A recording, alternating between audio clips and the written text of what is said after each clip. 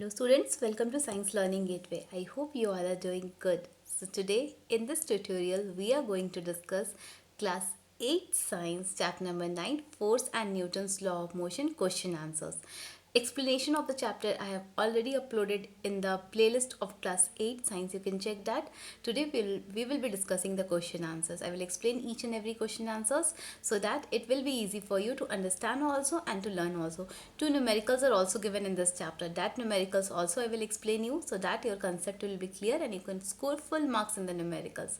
So let's start with the chapter question answers. Before starting guys, I have a small request from you all.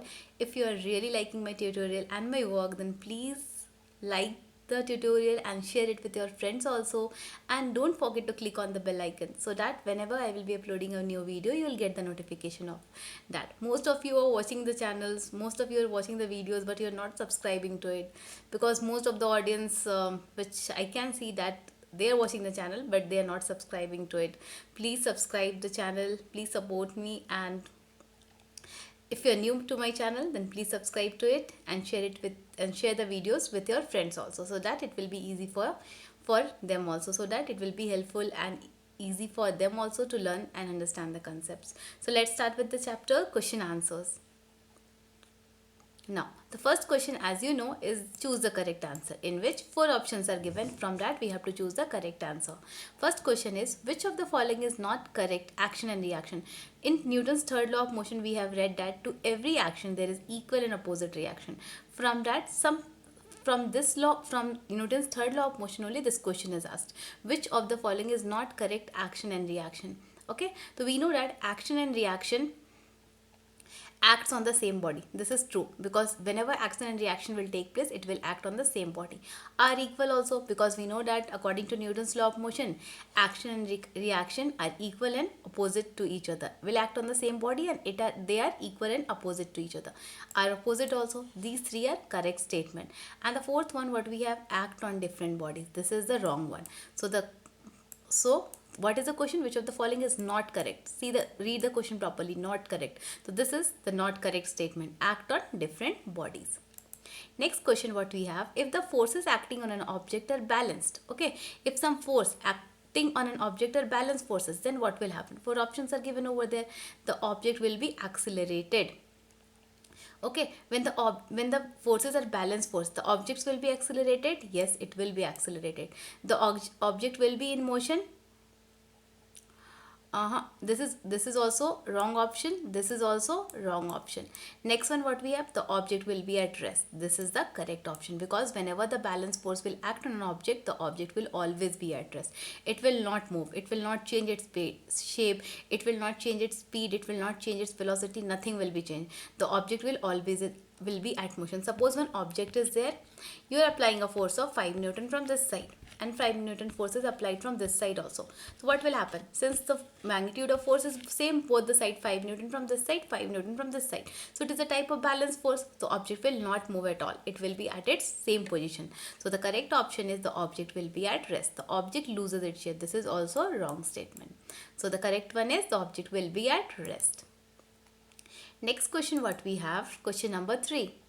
The correct way to write SI unit of force is, what is the SI unit of force? SI unit of force, when we have read the chapter, that time I have told you, the SI unit of force is Newton. Okay, the symbol is capital N. But what is the correct way to write Newton? The correct way to write Newton is like this, with small n, Newton, but its symbol is capital N. Whenever you write 5 Newton, you have to write the symbol like this, or you can write like this, 5 Newton with small n, but symbol you have to give as capital N. Okay. Next we have fill in the blanks. In this 5 questions are given. First one what we have, inertia of an object is proportional to its dash. So what we have read, inertia depends on mass. So inertia I will be proportional to mass of an object. If mass will be more, inertia will be more. If inertia of the object will be more, then mass will be more. So the correct answer is mass because inertia depends on mass of the object. Second one, the SI unit of momentum is. What is the SI unit of momentum? First of all, you should know what is momentum. Momentum is represented with the letter P and its formula is mass into velocity. Now we want to write the SI unit of momentum. So what is the SI unit of mass? SI unit of mass is kg and SI unit of velocity is meter per second. So what will be the SI unit of momentum? Kg meter per second. You have to write like this, kg meter per second. Okay. So this is the SI unit of momentum, and don't write like this. You should write kg meter second, you have to write, and -1 you have to write at the top. Okay, like this. Next, to cause acceleration in object, the necessary factor is unbalanced dash. Since it's written unbalanced, so whenever we want to change the acceleration of an object, or we want to move the object, what we have to do? What we have to apply? Unbalanced dash. So what do you have to write over there? Unbalanced force, because force are of two types, balanced and unbalanced. So over there you have to write unbalanced force. Fourth question what we have, Newton's first law of motion is also called law of dash. So what is Newton's first law of motion called? When I explained the chapter that time, I have told you Newton's first law of motion is also known as law of inertia. Okay, because in that inertia depends on mass of the object. It is also called inertia, law of inertia. Fifth question, the suitcase kept in a moving bus move forward when the brakes are applied suddenly. So what happened? One bus is there. Okay, in that top of that one suitcase is kept. When brakes are applied, the suitcase will move forward. Why this? This will happen due to what? This will happen due to inertia of the suitcase, because the suitcase is heavy one. So it will depend on the mass. So it is due to inertia. So these are the answers which you have to learn for fill in the blanks. Next we have answer the following questions. First question what we have, in a tug of war game, if two teams exerts equal forces, none of the team wins. Why? What is the tug of game? Suppose one rope is there, and in this side also 5 persons are there, and in this side also 5 persons are there. If this side also 5 people are there, this side also 5 people are there, they will apply the same force. Suppose 5 Newton this side also, 5 Newton this side also. What will happen? None of them will win the match, because the force applied is same on both the sides. So what is the question? None of them wins. Why? In a tug of war game, if two teams exerts equal forces, none of the team wins. Why? Since it maintains the tug in equilibrium position or in the same state as the forces are balanced force. Since this is your rope and this side also same number of people are there, this side also same number of people of there. So what will happen? The tug means the rope will be at equilibrium position. Equilibrium position means it will not move this side also or that side also. It will be at its same position or in the same state like what it is now. So since, and what type of forces the people are applying on both the sides? The balance force, because the magnitude of force on both the side will be same. 5 Newton this side also and 5 Newton that side also. So you have to write from here, since it maintains the tug in equilibrium position or in the same state, the forces are balanced, as the forces are balanced forces. Next question. Okay, which of the following has greater magnitude? Two questions are given over there. From that you have to solve. It is like a numerical. You have to solve and you have to say that which of the object will have greater magnitude. In option number A, what are the things given? First we will see that an object of mass 2 kg. The mass of the object is 2 kg moving with a uniform velocity of 2 meter per second, and the velocity is 2 meter per second. Mass is given, velocity is given. We can find the momentum. Okay, for both the questions we have to find the momentum. What is the form? Mass, first of all you have to write the mass as 2 kg, velocity is 2 meter per second, and what is the formula for momentum? It is represented with the letter P. Momentum is represented with the letter P, and the formula is mass into velocity. What is the mass in this case? 2, and velocity is also 2. So what answer you will get? 4 kg meter per second. So in the first case we have got momentum as 4 kg meter per second. Now let's see for the second case. In second case, an object of mass 1 kg moving with uniform velocity of 3 meter per second. So mass of the object in this case is m is equal to 1 kg and velocity is your 3 meter per second. Now we have to find the momentum, m into v. What is m in this case? 1. And what is velocity in this case? 3. So what is your answer? 3 kg meter per second. This is the momentum in the second case. So now we have got the momentum in both the cases.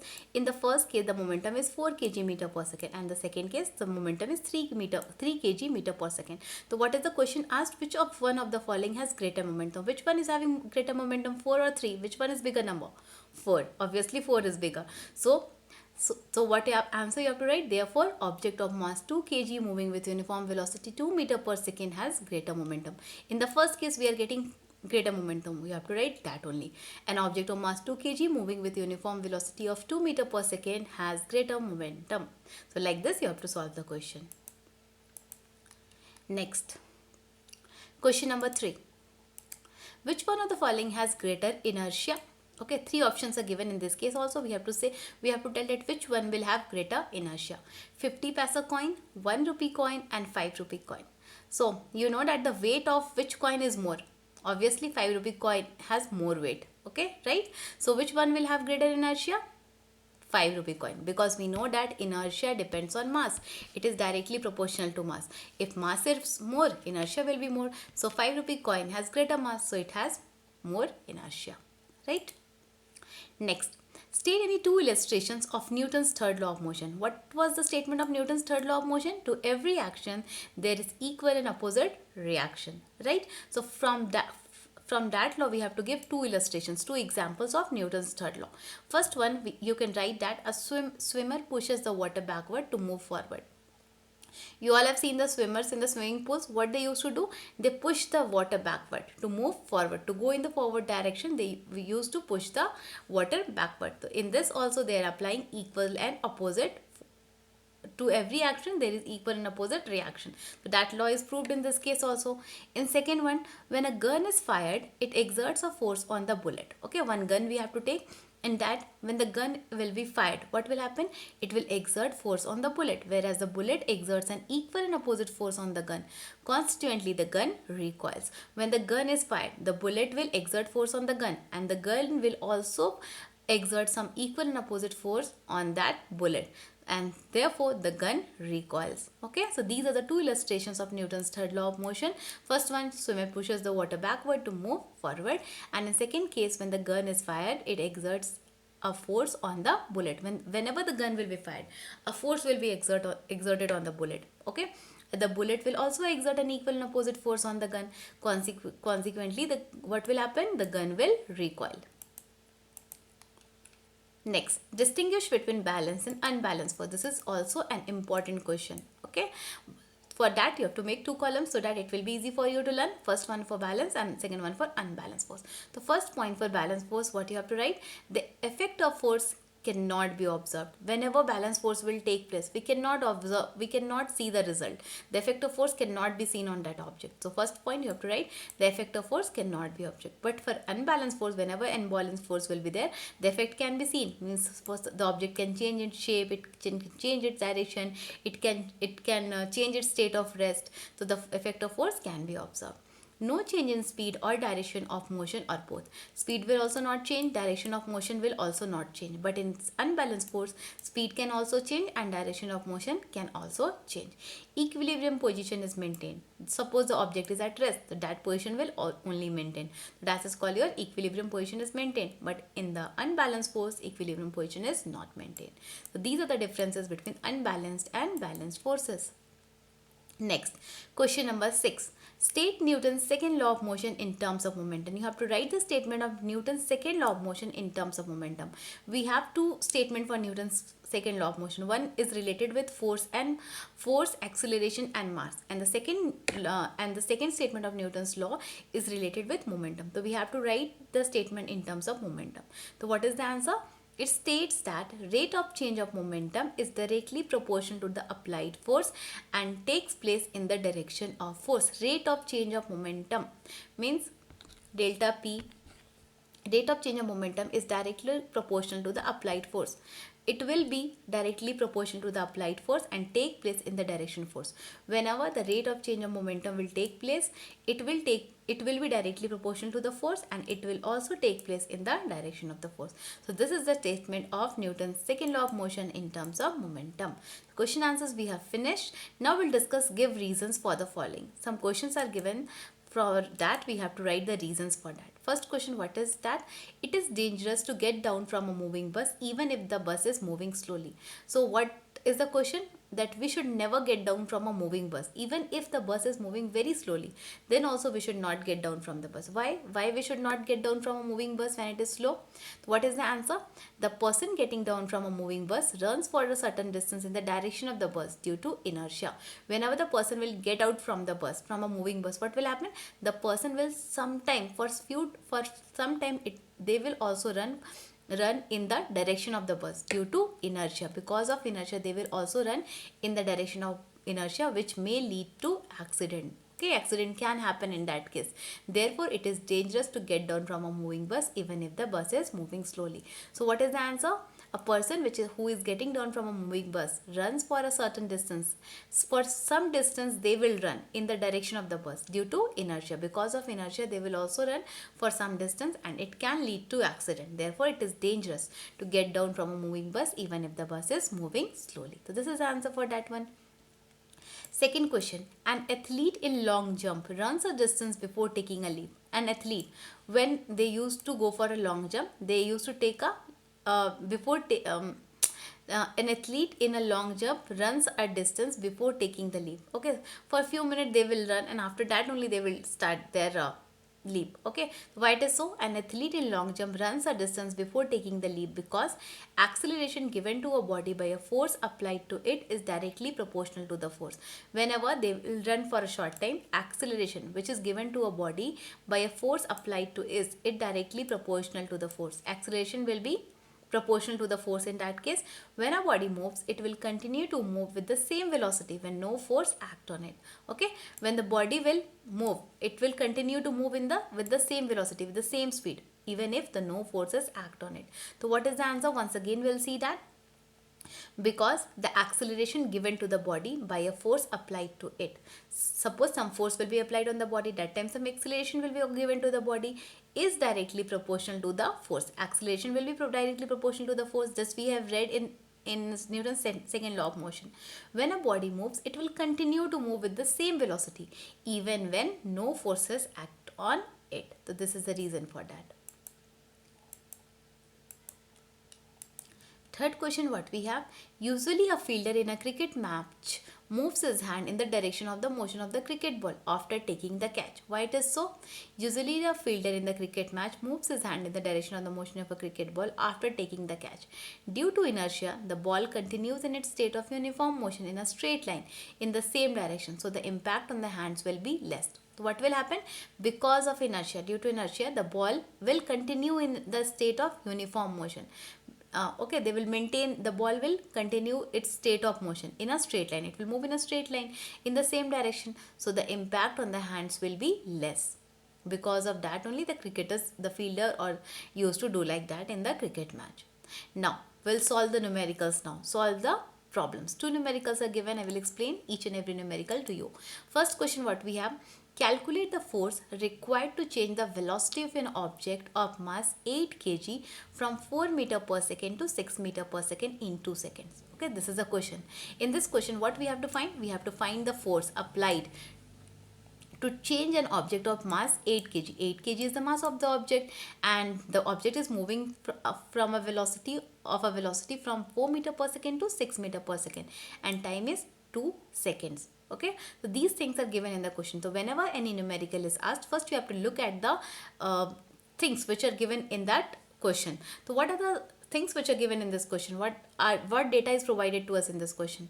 Mass of the object is given, velocity of the object is given, initial velocity is also given, and final velocity is also given, time is also given. And what we have to find in the question? Force. So first of all, we'll write the data which are given in the question. Mass of the object is 8 kg. Initial velocity, it is represented by the letter small u, that is 4 meter per second. Okay, and final velocity object V is 6 meter per second. Time T is 2 seconds. Okay. Now, for calculating force, what we need? We need acceleration, because we know the formula of force is mass into acceleration. Mass is given in the question, but acceleration is not given in the question. So first we need to find acceleration, and also we need to find force. Then only we can, if we will get acceleration, then only we can find the force. So what is the formula for calculating acceleration? In the chapter we have read the formula is V minus U divided by T. Final velocity minus initial velocity divided by T is your acceleration. So what is final velocity in this question? V, 6. And what is initial velocity? 4. Time is your 2 seconds. 6 minus 4 is 2. 2 by 2 cancel. It will be 1. So acceleration is 1 meter per second. We have got acceleration from this equation, right? So acceleration is 1 meter per second. Now we want to calculate the force. Now we can easily calculate force. Formula force is mass into acceleration. Mass is your 8 kg. It is given in the question.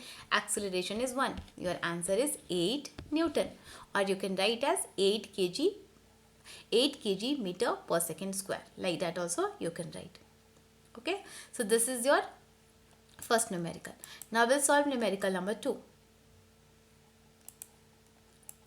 Okay, what is the question in this one? A force of 25 Newton. Force is given as 25 Newton is applied on an object of mass 10 kg. Mass of the object is 10 kg. One object is there whose mass is 10 kg. And how much force is applied on this object? 25 Newton force is applied on this object with a velocity of 5 meter per second. And the velocity of that force is 5 meter per second. If the object gains a velocity of 10 meter per second, calculate the time taken. Again, if the object will gain a velocity of 10 meter per second, we want to calculate what? We want to calculate the time taken. Time we want to calculate in this question. So what are the data which are provided in the question? Force is given as 25 Newton, mass is given as 10 kg, right? Initial velocity. First of all, the velocity is 5 meter per second, and after that the object gains a velocity of 10 meter per second. Means it is our final velocity V. Now we want to calculate the time. Okay, and for this, for calculating time, first we have to calculate acceleration. Without acceleration we cannot calculate time, because the formulas are interrelated. In the last numerical we have seen that the formula of force is mass into acceleration. If we can calculate acceleration, then we can easily calculate time by using the 3 equations of motion. So let's see how we will do. First you have to calculate acceleration. Mass of the object is given as 10, force is given as 25, and acceleration we don't know. Okay, so we can write acceleration A is equal to 25 divided by 10. If we'll remove the 0, you can put one decimal over there, so it will be 2.5 meter per second square. Your acceleration will be 2.5 meter per second square. We have got acceleration now. Now we want to calculate the time. So which equation we will use for calculating time? The equation which is having time. So that equation we'll use from the 3 equations. V is equal to U plus AT. So in this equation we know V, we know U, we know A. Then we can easily calculate this time. What is V? V is given as 10, U is given as 5 initial velocity. A just now we have calculated, it is 2.5, and time we don't know. Okay, so what we'll do, we'll bring this 5 toward this side, so it will become minus 10 minus 5, and this side you have to write 2.5 T. 10 minus 5 is your 5, and 2.5 will bring this side, then it will be divided is equal to T. Remove this decimal, put this one, 25 ones are 25 twos are. So your answer will be time is equal to 2 seconds. So like this you have to solve this numerical. I hope you all have understood the numericals. If you have any doubt, you can comment in the comment section. I will try to clear your doubt. Question answers also you can write down in your notebook. It will be helpful for you during your exams.